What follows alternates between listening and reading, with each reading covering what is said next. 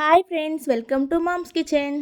ఇప్పుడు పిల్లలు కానీ పెద్దవాళ్ళు కానీ చాలా ఇష్టంగా తినే పాస్తా ఇంట్లోనే ఎలా చేయాలో చూద్దాం. ఇప్పుడు స్టవ్ ఆన్ చేసుకొని ఒక గిన్నె తీసుకొని అందులో వాటర్ వేసుకొని వాటర్ బాయిల్ అవుతున్నప్పుడు ఒక కప్పు పాస్తా వేసుకొని ఒక 10 నిమిషాలు ఉడికించాలి. పాస్తా ఉడికిపోయాక ఒక చిల్లుల గిన్నెలో వేసుకొని కొద్దిగా ఆయిల్ వేసుకొని ఉంచుకోవాలి. అలా వేయడం వల్ల పాస్తా ఒకటికొకటి అతుక్కోకుండా ఉంటాయి. స్టవ్ ఆన్ చేసుకొని ఒక ప్యాన్ పెట్టుకొని అందులో ఆయిల్ వేసుకొని ఆయిల్ హీట్ అయిన తర్వాత ఒక ఉల్లిపాయ, టమాటో వేసుకొని 2 నిమిషాలు ఫ్రై చేసుకోవాలి. ఇప్పుడు ఇందులో కరివేపాకు, ఒక స్పూన్ కారం, టేస్ట్కి సరిపడా ఉప్పు వేసుకొని కలుపుకోవాలి.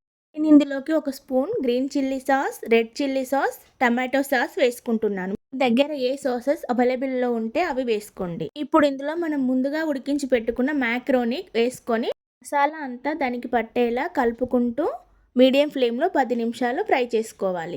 మార్నింగ్ బ్రేక్ఫాస్ట్లో కానీ ఈవినింగ్ స్నాక్స్లో కానీ ఎంతో ఈజీగా చేసుకునే మసాలా పాస్తా రెడీ.